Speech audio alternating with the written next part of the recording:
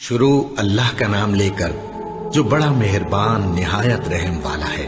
یہ پیغمبر جو ہم نے مخلوق کی اصلاح کے لیے بھیجے ہیں، ان کو ہم نے ایک دوسرے پر فضیلت عطا کی ہے۔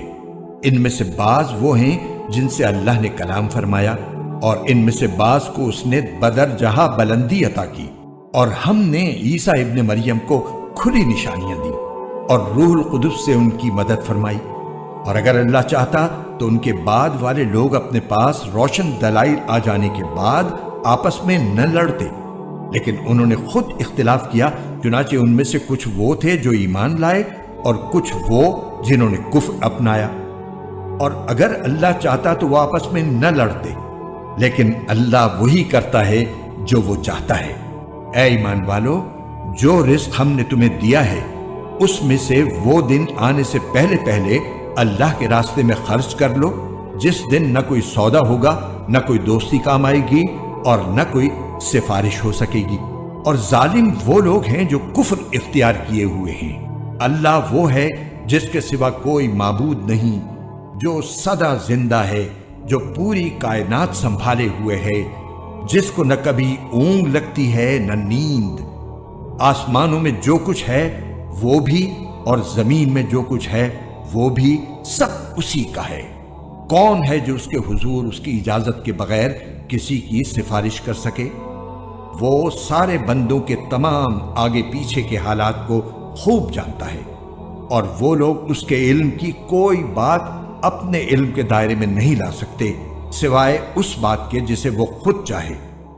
اس کی کرسی نے سارے آسمانوں اور زمین کو گھیرا ہوا ہے، اور ان دونوں کی نگہبانی سے اسے ذرا بھی بوجھ نہیں ہوتا، اور وہ بڑا عالی مقام صاحب عظمت ہے۔ دین کے معاملے میں کوئی زبردستی نہیں ہے۔ ہدایت کا راستہ گمراہی سے ممتاز ہو کر واضح ہو چکا۔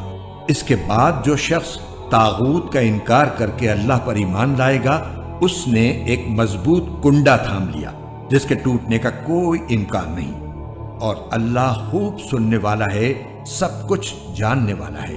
اللہ ایمان والوں کا رکھوالا ہے، وہ انہیں اندھیریوں سے نکال کر روشنی میں لاتا ہے، اور جن لوگوں نے کفر اپنا لیا ہے ان کے رکھوالے وہ شیطان ہیں جو انہیں روشنی سے نکال کر اندھیریوں میں لے جاتی ہیں۔ وہ سب آگ کے باسی ہیں، وہ ہمیشہ اسی میں رہیں گے۔ کیا تم نے اس شخص کے حال پر غور کیا جس کو اللہ نے سلطنت کیا دے دی تھی کہ وہ اپنے پروردگار کے وجود ہی کے بارے میں ابراہیم سے بحث کرنے لگا؟ جب ابراہیم نے کہا کہ میرا پروردگار وہ ہے جو زندگی بھی دیتا ہے اور موت بھی، تو وہ کہنے لگا کہ میں بھی زندگی دیتا ہوں اور موت دیتا ہوں۔ ابراہیم نے کہا، اچھا، اللہ تو سورج کو مشرق سے نکالتا ہے، تم ذرا اسے مغرب سے تو نکال کر لاؤ۔ اس پر وہ کافر مبہوت ہو کر رہ گیا، اور اللہ ایسے ظالموں کو ہدایت نہیں دیا کرتا۔ یا تم نے اس جیسے شخص کے واقعے پر غور کیا جس کا ایک بستی پر ایسے وقت گزر ہوا جب وہ چھتوں کے بل گری پڑی تھی؟ اس نے کہا کہ اللہ اس بستی کو اس کے مرنے کے بعد کیسے زندہ کرے گا؟ پھر اللہ نے اس شخص کو 100 سال تک کے لیے موت دی، اس کے بعد زندہ کر دیا، اور پھر پوچھا کہ تم کتنے عرصے تک اس حالت میں رہے ہو؟ اس نے کہا، 1 دن یا 1 دن کا کچھ حصہ۔ اللہ نے کہا، نہیں، بلکہ تم 100 سال اسی طرح رہے ہو۔ اب اپنے کھانے پینے کی چیزوں کو دیکھو کہ وہ ذرا نہیں سڑی، اور دوسری طرف اپنے گدھے کو دیکھو کہ گل سڑ کر اس کا کیا حال ہو گیا ہے۔ اور یہ ہم نے اس لیے کیا تاکہ ہم تمہیں لوگوں کے لیے اپنی قدرت کا ایک نشان بنا دیں۔ اور اب اپنے گدھے کی ہڈیوں کو دیکھو کہ ہم کس طرح انہیں اٹھاتے ہیں، پھر ان کو گوشت کا لباس پہناتے ہیں۔ چنانچہ جب حقیقت کھل کر اس کے سامنے آ گئی تو وہ بول اٹھا کہ مجھے یقین ہے اللہ ہر چیز پر قدرت رکھتا ہے۔ اور اس وقت کا تذکرہ سنو جب ابراہیم نے کہا تھا کہ میرے پروردگار، مجھے دکھائیے کہ آپ مردوں کو کیسے زندہ کرتے ہیں۔ اللہ نے کہا، کیا تمہیں یقین نہیں؟ کہنے لگے، یقین کیوں نہ ہوتا، مگر یہ خواہش اس لیے کی ہے تاکہ میرے دل کو پورا اطمینان حاصل ہو جائے۔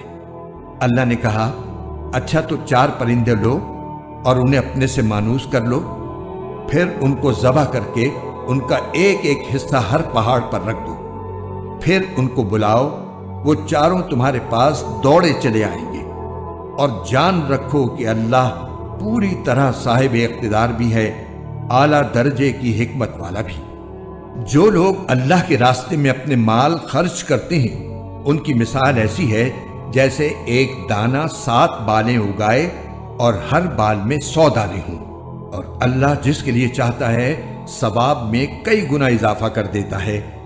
اللہ بہت وسعت والا اور بڑے علم والا ہے۔ جو لوگ اپنے مال اللہ کے راستے میں خرچ کرتے ہیں پھر خرچ کرنے کے بعد نہ احسان جتلاتے ہیں اور نہ کوئی تکلیف پہنچاتے ہیں، وہ اپنے پروردگار کے پاس اپنا ثواب پائیں گے، نہ ان کو کوئی خوف لاحق ہوگا اور نہ کوئی غم پہنچے گا۔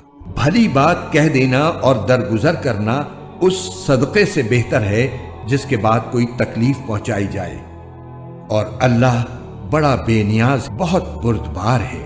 اے ایمان والو، اپنے صدقات کو احسان جتلا کر اور تکلیف پہنچا کر اس شخص کی طرح ضائع مت کرو جو اپنا مال لوگوں کو دکھانے کے لیے خرچ کرتا ہے اور اللہ اور یوم آخرت پر ایمان نہیں رکھتا۔ چنانچہ اس کی مثال ایسی ہے جیسے ایک چکنی چٹان پر مٹی جمی ہو، پھر اس پر زور کی بارش پڑے اور اس مٹی کو بہا کر چٹان کو دوبارہ چکنی بنا چھوڑے۔ ایسے لوگوں نے جو کمائی کی ہوتی ہے وہ ذرا بھی ان کے ہاتھ نہیں لگتی، اور اللہ ایسے کافروں کو ہدایت تک نہیں پہنچاتا۔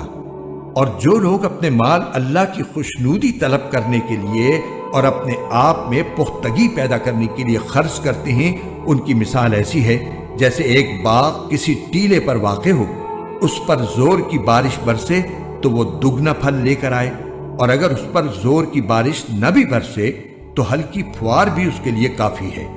اور تم جو عمل بھی کرتے ہو اللہ اسے خوب اچھی طرح دیکھتا ہے۔ کیا تم میں سے کوئی یہ پسند کرے گا کہ اس کا کھجوروں اور انگوروں کا ایک باغ ہو جس کے نیچے نہریں بہتی ہوں، اور اس کو اس باغ میں اور بھی ہر طرح کے پھل حاصل ہوں، اور بڑھاپے نے اسے آ پکڑا ہو اور اس کے بچے ابھی کمزور ہوں؟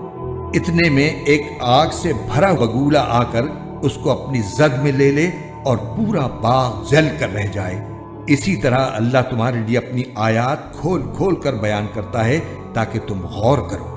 اے ایمان والو، جو کچھ تم نے کمایا ہو اور جو پیداوار ہم نے تمہارے لیے زمین سے نکالی ہو، اس کی اچھی چیزوں کا ایک حصہ اللہ کے راستے میں خرچ کیا کرو، اور یہ نیت نہ رکھو کہ بس ایسی خراب قسم کی چیزیں اللہ کے نام پر دیا کرو گے جو اگر کوئی دوسرا تمہیں دے تو نفرت کے مارے تم اسے آنکھیں میچے بغیر نہ لے سکو۔ اور یاد رکھو کہ اللہ ایسا بے نیاز ہے کہ ہر قسم کی تعریف اسی کی طرف لوٹتی ہے۔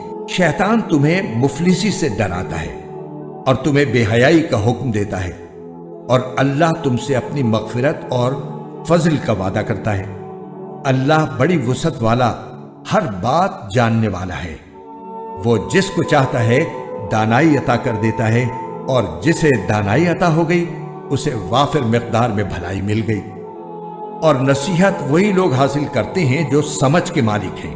اور تم جو کوئی خرچ کرو یا کوئی منت مانو اللہ اسے جانتا ہے، اور ظالموں کو کسی طرح کے مددگار میسر نہیں آئیں گے۔ اگر تم صدقات ظاہر کر کے دو تب بھی اچھا ہے، اور اگر ان کو چھپا کر فقراء کو دو تو یہ تمہارے حق میں کہیں بہتر ہے، اور اللہ تمہاری برائیوں کا کفارہ کر دے گا، اور اللہ تمہارے تمام کاموں سے پوری طرح باخبر ہے۔ اے پیغمبر، ان کافروں کو راہ راست پر لے آنا آپ کی ذمہ داری نہیں ہے، لیکن اللہ جس کو چاہتا ہے راہ راست پر لے آتا ہے۔ اور جو مال بھی تم خرچ کرتے ہو وہ خود تمہارے فائدے کے لیے ہوتا ہے، جبکہ تم اللہ کی خوشنودی طلب کرنے کے سوا کسی اور غرض سے خرچ نہیں کرتے۔ اور جو مال بھی تم خرچ کرو گے تمہیں پورا پورا دیا جائے گا، اور تم پر ذرا بھی ظلم نہیں ہوگا۔ مالی امداد کے بطور خاص مستحق وہ فقراء ہیں جنہوں نے اپنے آپ کو اللہ کی راہ میں اس طرح مقید کر رکھا ہے کہ وہ معاش کی تلاش کے لیے زمین میں چل پھر نہیں سکتے، چونکہ وہ اتنے پاک دامن ہیں کہ کسی سے سوال نہیں کرتے، اس لیے ناواقف آدمی انہیں مالدار سمجھتا ہے۔ تم ان کے چہرے کی علامتوں سے ان کی اندرونی حالت کو پہچان سکتے ہو، مگر وہ لوگوں سے لگ لپٹ کر سوال نہیں کرتے۔ اور تم جو مال بھی خرچ کرتے ہو اللہ اسے خوب جانتا ہے۔ جو لوگ اپنے مال دن رات خاموشی سے بھی اور اعلانیہ بھی خرچ کرتے ہیں وہ اپنے پروردگار کے پاس اپنا ثواب پائیں گے، اور نہ انہیں کوئی خوف لاحق ہوگا نہ کوئی غم پہنچے گا۔ جو لوگ سود کھاتے ہیں وہ قیامت میں اٹھیں گے تو اس شخص کی طرح اٹھیں گے جسے شیطان نے چھو کر پاگل بنا دیا ہو۔ یہ اس لیے ہوگا کہ انہوں نے کہا تھا کہ بے بھی تو سود ہی کی طرح ہوتی ہے، حالانکہ اللہ نے بے کو حلال کیا ہے اور سود کو حرام قرار دیا ہے۔ لہٰذا جس شخص کے پاس اس کے پروردگار کی طرف سے نصیحت آ گئی اور وہ سودی معاملات سے باز آ گیا تو ماضی میں جو کچھ ہوا وہ اسی کا ہے، اور اس کی باطنی کیفیت کا معاملہ اللہ کے حوالے ہے۔ اور جس شخص نے لوٹ کر پھر وہی کام کیا تو ایسے لوگ دوزخی ہیں، وہ ہمیشہ اسی میں رہیں گے۔ اللہ سود کو مٹاتا ہے اور صدقات کو بڑھاتا ہے، اور اللہ ہر اس شخص کو ناپسند کرتا ہے جو ناشکرا گناہگار ہو۔ ہاں، وہ لوگ جو ایمان لائیں، نیک عمل کریں، نماز قائم کریں اور زکوٰۃ ادا کریں، وہ اپنے رب کے پاس اپنے اجر کے مستحق ہوں گے، نہ انہیں کوئی خوف لاحق ہوگا نہ کوئی غم پہنچے گا۔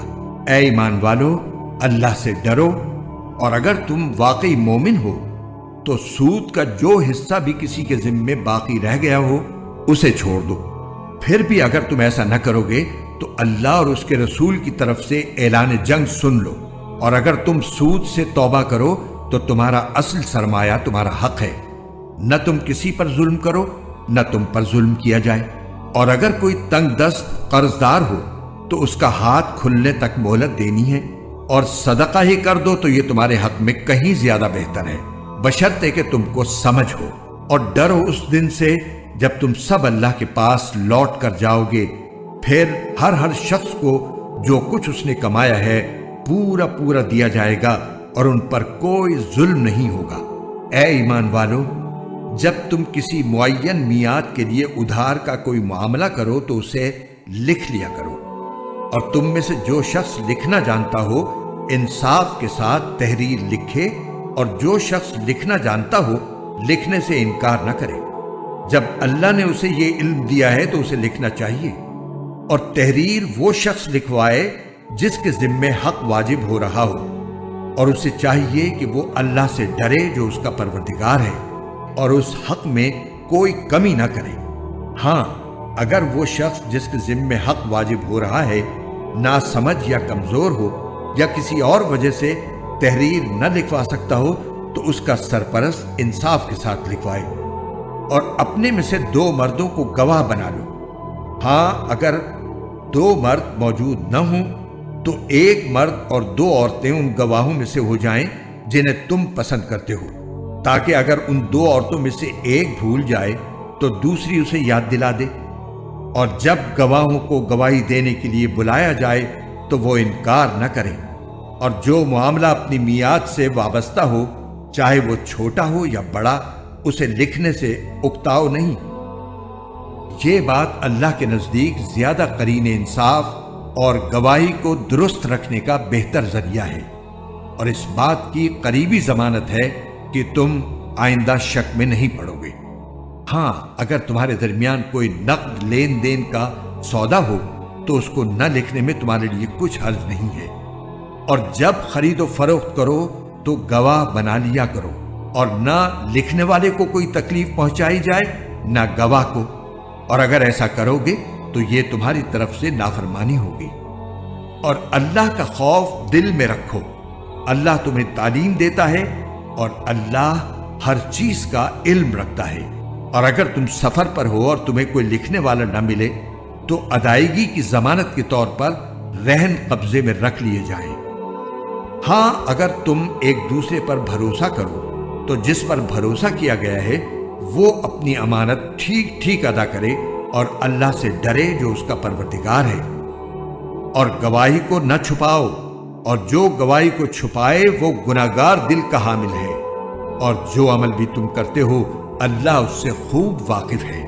جو کچھ آسمانوں میں ہے اور جو کچھ زمین میں ہے سب اللہ ہی کا ہے، اور جو باتیں تمہارے دلوں میں ہیں خواہ تم ان کو ظاہر کرو یا چھپاؤ، اللہ تم سے ان کا حساب لے گا، پھر جس کو چاہے گا معاف کر دے گا اور جس کو چاہے گا سزا دے گا، اور اللہ ہر چیز پر قدرت رکھتا ہے۔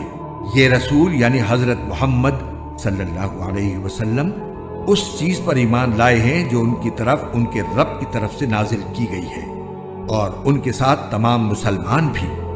یہ سب اللہ پر، اس کے فرشتوں پر، اس کے کتابوں پر اور اس کے رسولوں پر ایمان لائے ہیں۔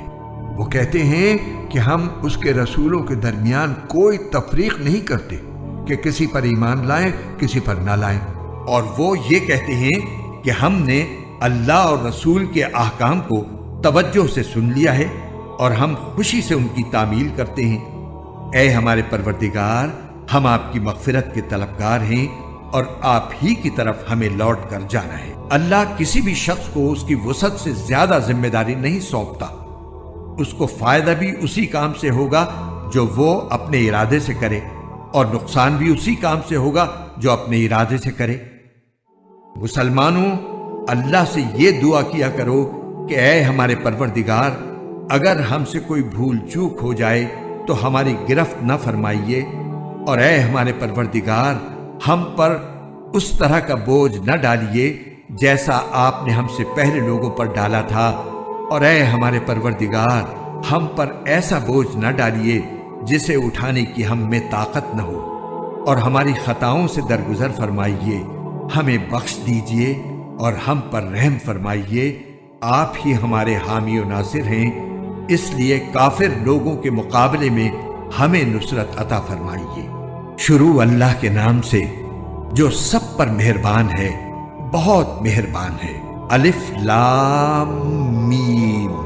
اللہ وہ ہے جس کے سوا کوئی معبود نہیں، جو سدا زندہ ہے، جو پوری کائنات سنبھالے ہوئے ہے۔ اس نے تم پر وہ کتاب نازل کی ہے جو حق پر مشتمل ہے، جو اپنے سے پہلی کتابوں کی تصدیق کرتی ہے، اور اسی نے تورات اور انجیل اتاری جو اس سے پہلے لوگوں کے لیے مجسم ہدایت بن کر آئی تھی، اور اسی نے حق و باطل کو پرکھنے کا معیار نازل کیا۔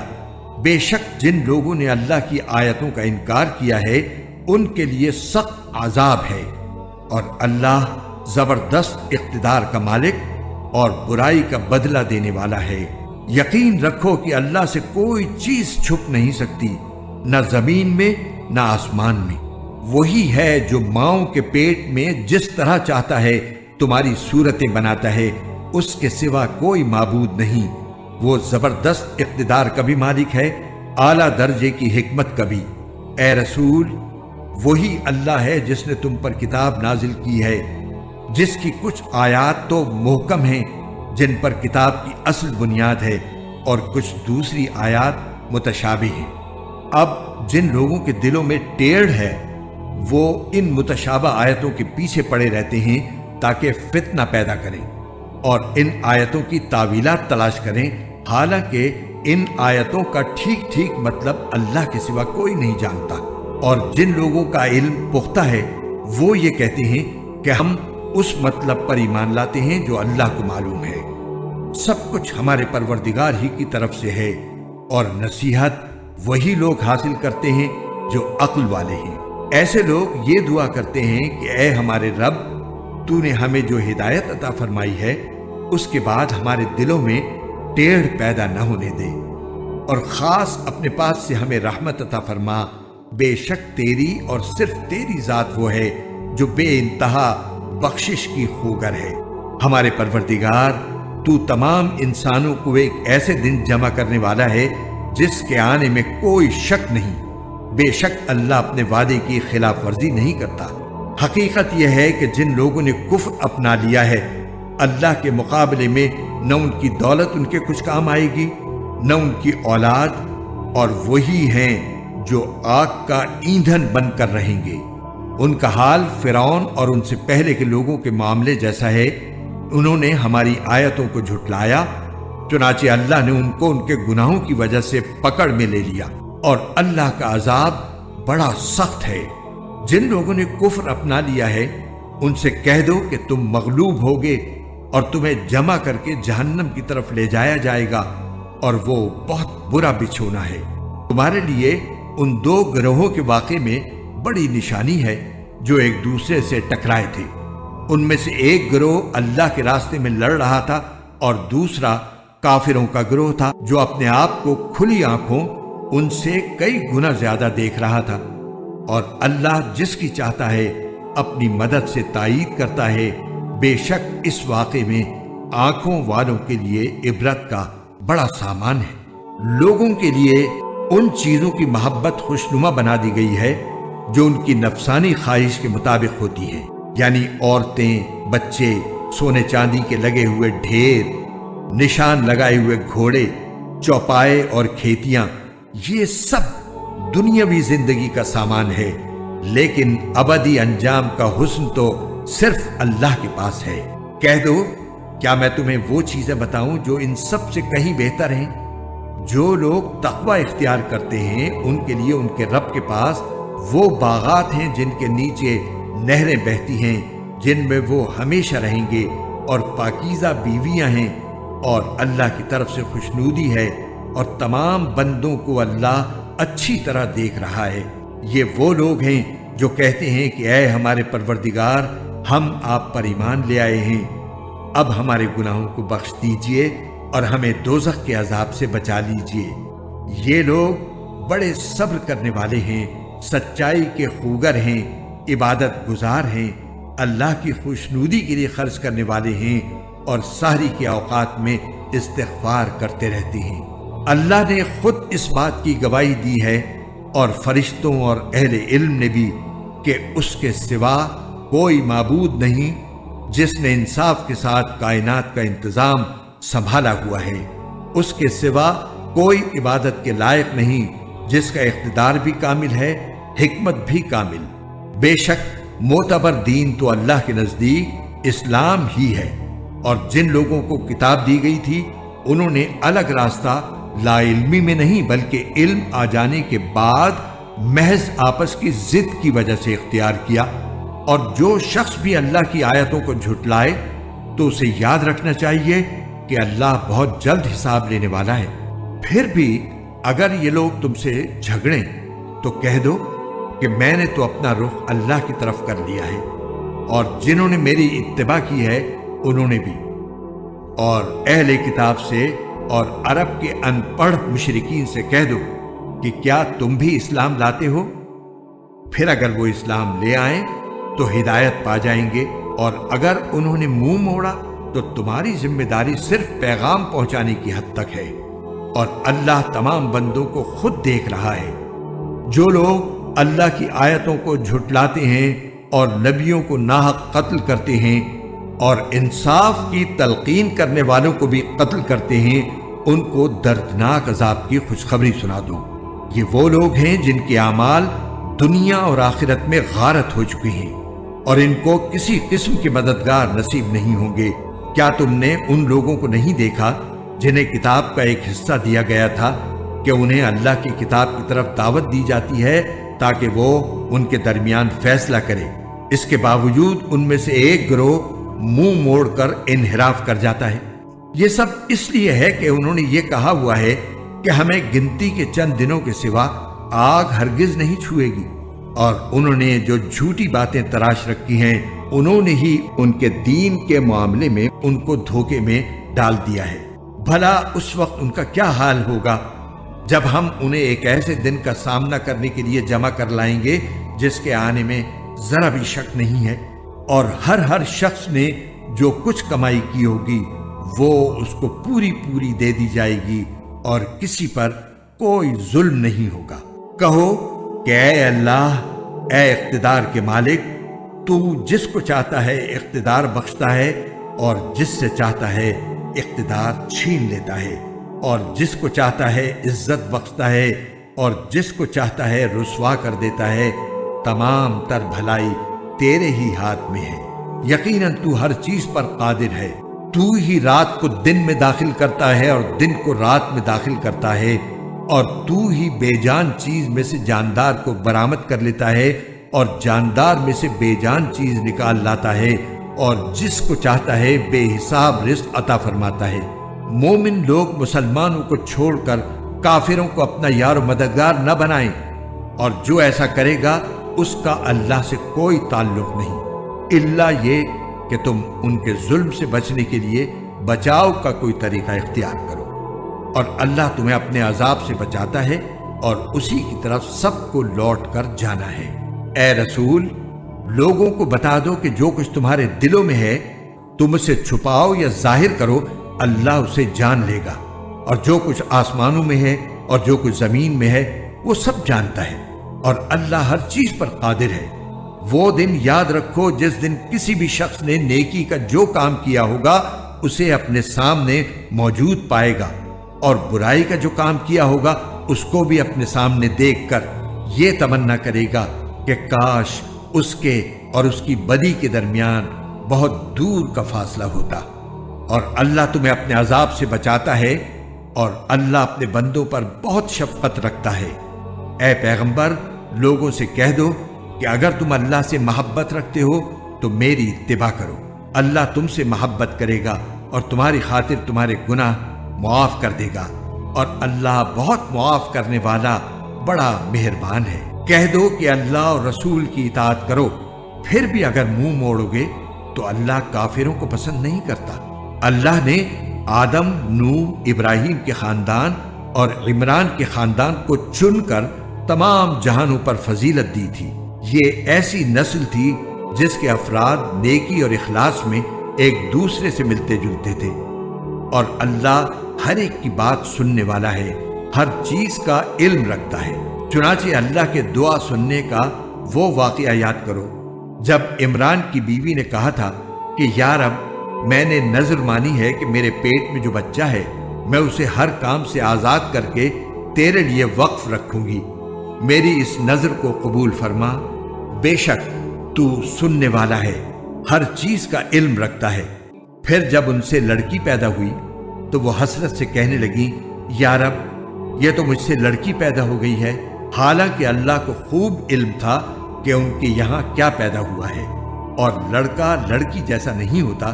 میں نے اس کا نام مریم رکھ دیا ہے، اور میں اسے اور اس کی اولاد کو شیطان مردود سے حفاظت کے لیے آپ کی پناہ میں دیتی ہوں۔ چنانچہ اس کے رب نے اس مریم کو بطریق احسن قبول کیا اور اسے بہترین طریقے سے پروان چڑھایا، اور زکریا اس کے سرپرست بنے۔ جب بھی زکریا ان کے پاس ان کی عبادت گاہ میں جاتے، ان کے پاس کوئی رزق پاتے۔ انہوں نے پوچھا، مریم، تمہارے پاس یہ چیزیں کہاں سے آئیں؟ وہ بولی، اللہ کے پاس سے، اللہ جس کو چاہتا ہے بے حساب رزق دیتا ہے۔ اس موقع پر زکریا نے اپنے رب سے دعا کی، کہنے لگے، یا رب، مجھے خاص اپنے پاس سے پاکیزہ اولاد عطا فرما دے، بے شک تو دعا کا سننے والا ہے۔ چنانچہ ایک دن جب زکریا عبادت گاہ میں نماز پڑھ رہے تھے، فرشتوں نے انہیں آواز دی کہ اللہ آپ کو یحییٰ کی پیدائش کی خوشخبری دیتا ہے، جو اس شان سے پیدا ہوں گے کہ اللہ کے ایک کلمے کی تصدیق کریں گے، لوگوں کے پیشوا ہوں گے، اپنے آپ کو نفسانی خواہشات سے مکمل طور پر روکے ہوئے ہوں گے، اور نبی ہوں گے، اور ان کا شمار راست بازوں میں ہوگا۔ زکریا نے کہا، یا رب، میرے یہاں لڑکا کس طرح پیدا ہوگا جبکہ مجھے بڑھاپا آ پہنچا ہے اور میری بیوی بانجھ ہے؟ اللہ نے کہا، اسی طرح اللہ جو چاہتا ہے کرتا ہے۔ انہوں نے کہا، پروردگار، میرے لیے کوئی نشانی مقرر کر دیجئے۔ اللہ نے کہا، تمہاری نشانی یہ ہوگی کہ تم 3 دن تک اشاروں کے سوا کوئی بات نہیں کر سکو گے، اور اپنے رب کا کثرت سے ذکر کرتے رہو، اور ڈھلے دن کے وقت بھی اور صبح سویرے بھی اللہ کی تسبیح کیا کرو۔ اور اب اس وقت کا تذکرہ سنو جب فرشتوں نے کہا تھا کہ اے مریم، بے شک اللہ نے تمہیں چن لیا ہے، تمہیں پاکیزگی عطا کی ہے، اور دنیا جہان کی ساری عورتوں میں تمہیں منتخب کر کے فضیلت بخشی ہے۔ اے مریم، تم اپنے رب کی عبادت میں لگی رہو اور سجدہ کرو، اور رکوع کرنے والوں کے ساتھ رکوع بھی کیا کرو۔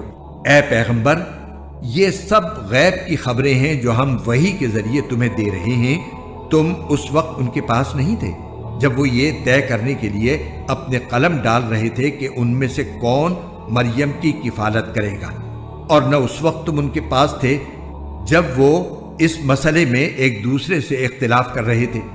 وہ وقت بھی یاد کرو جب فرشتوں نے مریم سے کہا تھا کہ اے مریم، اللہ تعالیٰ تمہیں اپنے ایک کلمے کی پیدائش کی خوشخبری دیتا ہے جس کا نام مسیح عیسیٰ ابن مریم ہوگا، جو دنیا اور آخرت دونوں میں صاحب وجاہت ہوگا اور اللہ کے مقرب بندوں میں سے ہوگا، اور وہ گہوارے میں بھی لوگوں سے بات کرے گا اور بڑی عمر میں بھی، اور راست باز لوگوں میں سے ہوگا۔ مریم نے کہا پروردگار، مجھ سے لڑکا کیسے پیدا ہو جائے گا جبکہ مجھے کسی بشر نے چھوا تک نہیں؟ اللہ نے فرمایا، اللہ اسی طرح جس کو چاہتا ہے پیدا کرتا ہے۔ جب وہ کوئی کام کرنے کا فیصلہ کر لیتا ہے تو صرف اتنا کہتا ہے کہ ہو جا، بس وہ ہو جاتا ہے۔ اور وہی اللہ اس کو یعنی عیسیٰ ابن مریم کو کتاب و حکمت اور تورات و انجیل کی تعلیم دے گا، اور اسے بنی اسرائیل کے پاس رسول بنا کر بھیجے گا جو لوگوں سے یہ کہے گا کہ میں تمہارے پاس تمہارے رب کی طرف سے ایک نشانی لے کر آیا ہوں، اور وہ نشانی یہ ہے کہ میں تمہارے سامنے گارے سے پرندے جیسی ایک شکل بناتا ہوں، پھر اس میں پھونک مارتا ہوں تو وہ اللہ کے حکم سے پرندہ بن جاتا ہے، اور میں اللہ کے حکم سے پیدائشی اندھے اور کوڑھی کو تندرست کر دیتا ہوں اور مردوں کو زندہ کر دیتا ہوں، اور تم لوگ جو کچھ اپنے گھروں میں کھاتے یا ذخیرہ کر کے رکھتے ہو میں وہ سب بتا دیتا ہوں۔ اگر تم ایمان لانے والے ہو تو ان تمام باتوں میں تمہارے لیے کافی نشانی ہے، اور جو کتاب مجھ سے پہلے آ چکی ہے یعنی تورات، میں اس کی تصدیق کرنے والا ہوں، اور اس لیے بھیجا گیا ہوں تاکہ کچھ چیزیں جو تم پر حرام کی گئی تھی اب تمہارے لیے حلال کر دوں، اور میں تمہارے پاس تمہارے پروردگار کی طرف سے نشانی لے کر آیا ہوں، لہٰذا اللہ سے ڈرو اور میرا کہنا مانو۔ بے شک اللہ میرا بھی پروردگار ہے اور تمہارا بھی پروردگار، یہی سیدھا راستہ ہے کہ صرف اسی کی عبادت کرو۔ پھر جب عیسیٰ نے محسوس کیا کہ وہ کفر پر آمادہ ہیں تو انہوں نے اپنے پیروں سے کہا، کون کون لوگ ہیں جو اللہ کی راہ میں میرے مددگار ہوں؟ حواریوں نے کہا کہ ہم اللہ کے دین کے مددگار ہیں، ہم اللہ پر ایمان لا چکے ہیں اور آپ گواہ رہیے کہ ہم فرما بردار ہیں۔ اے ہمارے رب، آپ نے جو کچھ نازل کیا ہے ہم اس پر ایمان لائے ہیں اور ہم نے رسول کی اتباع کی ہے، لہٰذا ہمیں ان لوگوں میں لکھ لیجئے جو حق کی گواہی دینے والے ہیں۔ اور ان کافروں نے عیسیٰ علیہ السلام کے خلاف خفیہ تدبیر کی اور اللہ نے بھی خفیہ تدبیر کی، اور اللہ سب سے بہتر تدبیر کرنے والا ہے۔ اس کی تدبیر اس وقت سامنے آئی جب اللہ نے کہا تھا کہ اے عیسیٰ، میں تمہیں صحیح سالم واپس لے لوں گا اور تمہیں اپنی طرف اٹھا لوں گا، اور جن لوگوں نے کفر اپنا لیا ہے ان کی ایذا سے تمہیں پاک کر دوں گا، اور جن لوگوں نے تمہاری اتباع کی ہے ان کو قیامت کے دن تک ان لوگوں پر غالب رکھوں گا جنہوں نے تمہارا انکار کیا ہے۔ پھر تم سب کو میرے پاس لوٹ کر آنا ہے، اس وقت میں تمہارے درمیان ان باتوں کا فیصلہ کروں گا جن میں تم اختلاف کرتے تھے۔ چنانچہ جو لوگ ایسے ہیں کہ انہوں نے کفر اپنا لیا ہے ان کو تو میں دنیا اور آخرت میں سخت عذاب دوں گا، اور ان کو کسی طرح کے مددگار میسر نہیں آئیں گے۔ البتہ جو لوگ ایمان لائے ہیں اور انہوں نے نیک عمل کیے ہیں ان کو اللہ ان کا پورا پورا ثواب دے گا، اور اللہ ظالموں کو پسند نہیں کرتا۔ اے پیغمبر، یہ وہ آیتیں اور حکمت بھرا ذکر ہے جو ہم تمہیں پڑھ کر سنا رہے ہیں۔ اللہ کے نزدیک عیسیٰ کی مثال آدم جیسی ہے۔ اللہ نے انہیں مٹی سے پیدا کیا، پھر ان سے کہا ہو جاؤ، بس وہ ہو گئے۔ حق وہی ہے جو تمہارے رب کی طرف سے آیا ہے، لہٰذا شک کرنے والوں میں شامل نہ ہو جانا۔ تمہارے پاس حضرت عیسیٰ علیہ السلام کے واقعے کا جو صحیح علم آ گیا ہے، اس کے بعد بھی جو لوگ اس معاملے میں تم سے بحث کریں تو ان سے کہہ دو کہ آؤ ہم اپنے بیٹوں کو بلائیں اور تم اپنے بیٹوں کو، اور ہم اپنی عورتوں کو اور تم اپنی عورتوں کو، اور ہم اپنے لوگوں کو اور تم اپنے لوگوں کو، پھر ہم سب مل کر اللہ کے سامنے گڑ گڑائیں، اور جو جھوٹے ہوں ان پر اللہ کی لعنت بھیجیں۔ یقین جانو کہ واقعات کا سچا بیان یہی ہے اور اللہ کے سوا کوئی معبود نہیں ہے، اور یقیناً اللہ ہی ہے جو اقتدار کا بھی مالک ہے، حکمت کا بھی مالک۔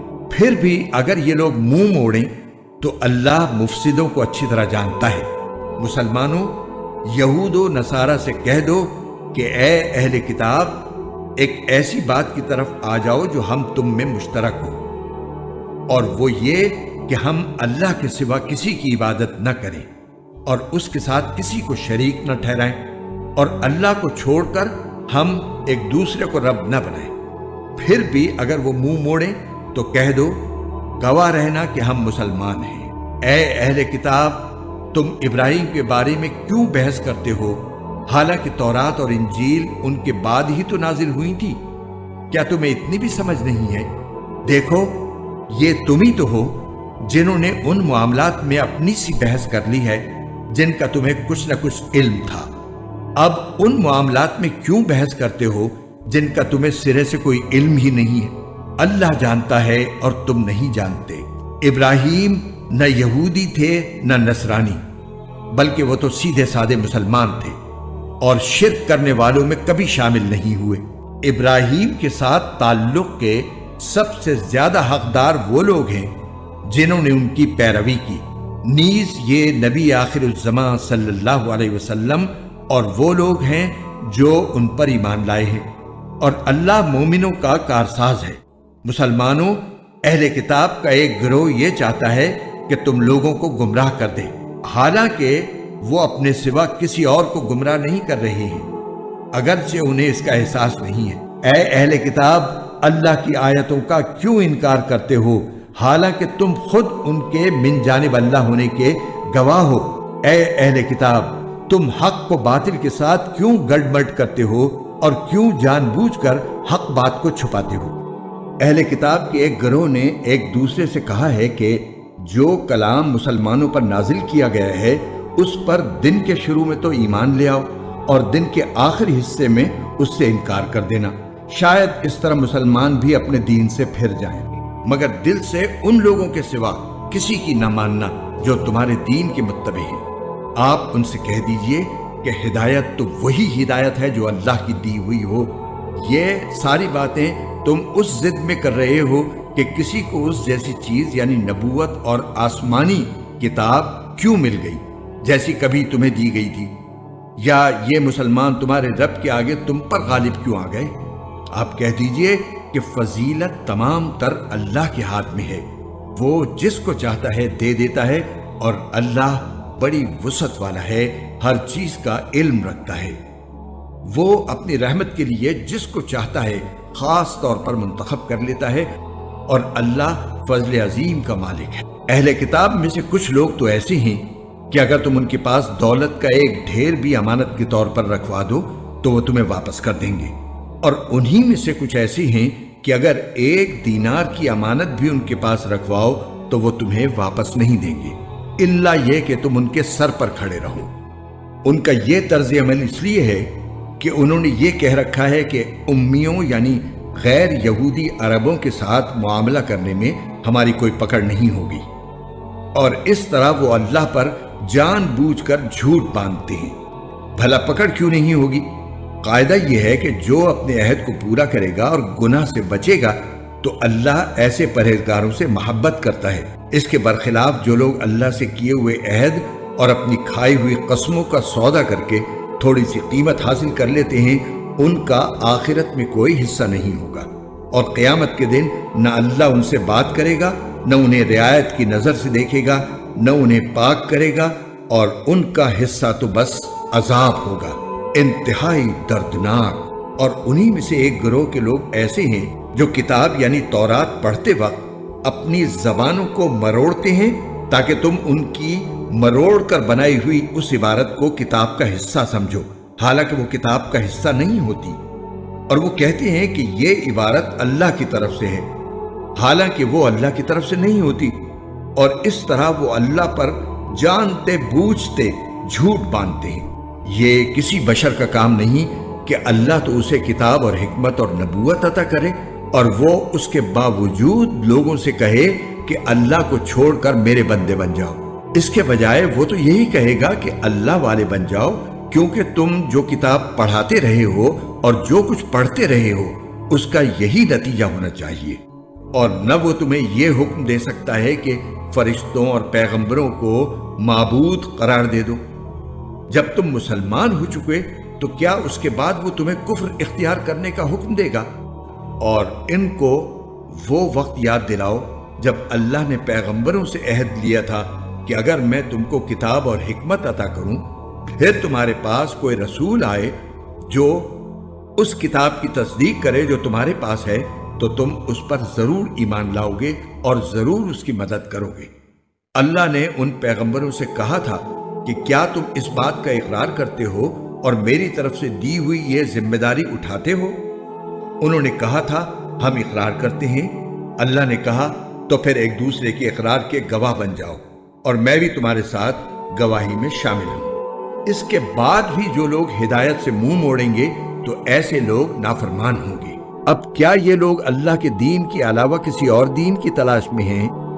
حالانکہ آسمانوں اور زمین میں جتنی مخلوقات ہیں ان سب نے اللہ ہی کے آگے گردن جھکا رکھی ہے، کچھ نے خوشی سے اور کچھ نے ناچار ہو کر، اور اسی کی طرف وہ سب لوٹ کر جائیں گے۔ کہہ دو کہ ہم ایمان لائے اللہ پر اور جو کتاب ہم پر اتاری گئی اس پر، اور اس ہدایت پر جو ابراہیم، اسماعیل، اسحاق، یعقوب اور ان کی اولاد پر ان کے پروردگار کی طرف سے اتاری گئی، اور ان باتوں پر جو موسیٰ، عیسیٰ اور دوسرے پیغمبروں کو عطا کی گئیں۔ ہم ان پیغمبروں میں سے کسی کے درمیان کوئی فرق نہیں کرتے، اور ہم اسی ایک اللہ کے آگے سر جھکائے ہوئے ہیں۔ جو کوئی شخص اسلام کے سوا کوئی اور دین اختیار کرنا چاہے گا تو اس سے وہ دین قبول نہیں کیا جائے گا، اور آخرت میں وہ ان لوگوں میں شامل ہوگا جو سخت نقصان اٹھانے والے ہیں۔ اللہ ایسے لوگوں کو کیسے ہدایت دے جنہوں نے ایمان لانے کے بعد کفر اختیار کر لیا، حالانکہ وہ گواہی دے چکے تھے کہ یہ رسول سچے ہیں اور ان کے پاس اس کے روشن دلائل بھی آ چکے تھے۔ اللہ ایسے ظالموں کو ہدایت نہیں دیا کرتا۔ ایسے لوگوں کی سزا یہ ہے کہ ان پر اللہ کی، فرشتوں کی اور تمام انسانوں کی پھٹکار ہے۔ اسی پھٹکار میں یہ ہمیشہ رہیں گے، نہ ان کے لیے عذاب ہلکا کیا جائے گا اور نہ انہیں کوئی مہلت دی جائے گی۔ البتہ جو لوگ اس سب کے بعد بھی توبہ کر کے اپنی اصلاح کر لیں تو بے شک اللہ بہت بخشنے والا ہے، بڑا مہربان ہے۔ اس کے برخلاف جن لوگوں نے ایمان لانے کے بعد کفر اختیار کیا پھر کفر میں بڑھتے ہی چلے گئے، ان کی توبہ ہرگز قبول نہ ہوگی۔ ایسے لوگ راستے سے بالکل ہی بھٹک چکے۔ جن لوگوں نے کفر اپنایا اور کافر ہونے کی حالت ہی میں مرے، ان میں سے کسی سے پوری زمین بھر کر سونا بھی قبول نہیں کیا جائے گا، خواہ وہ اپنی جان چھڑانے کے لیے اس کی پیشکش ہی کیوں نہ کرے۔ ان کو تو دردناک عذاب ہو کر رہے گا اور ان کو کسی قسم کے مددگار میسر نہیں آئیں گے۔